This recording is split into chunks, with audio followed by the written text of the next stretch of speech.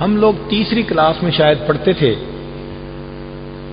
ایک دن اپنے اسکول سے گھر آ رہے تھے تو میرے ساتھ والا بچہ مجھے کہنے لگا کہ ہمارا ہمسایہ ہے اور اس کو رسیوں سے باندھا ہوا ہے, آپ نے دیکھنا ہے. تو میں نے کہا ہاں. چھوٹے چھوٹے تھے ہم دونوں. یہ وہ زمانہ تھا کہ ہمارے پاس پورے محلے کا ملٹیپل ویزا تھا.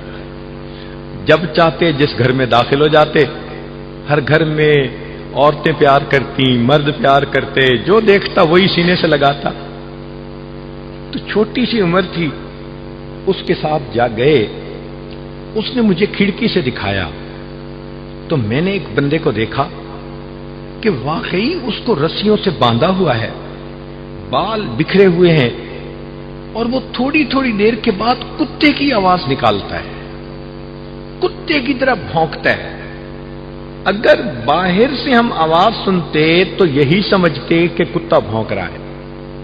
آنکھوں سے چونکہ دیکھا انسان تھا تو حیران. اس کو دیکھ کے میرے اوپر نہ ایک خوف ستاری ہوا. خیر میں گھر گیا, جا کے والدہ کو بتایا, امی آج سکول سے آتے ہوئے راستے میں یہ واقعہ پیش آیا. تو پہلے تو امی نے ڈانٹا, تم گئے کیوں؟ میں نے کہا دوست نے کہا تھا تو میں نے کہا میں دیکھ لیتا ہوں.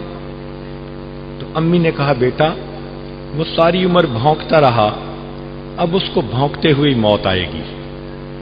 میں اس بات کو نہیں سمجھ سکا. 2-3 دن کے بعد اس بندے کی وفات ہوئی. جب وفات ہوئی تب والدہ نے کہا کہ وہ نبی علیہ الصلوۃ والسلام کے اصحاب پر تبرہ کیا کرتا تھا, اس کی سزا یہ ملی اللہ نے موت سے پہلے کتے کی طرح بھونکتے ہوئے موت عطا فرما دی.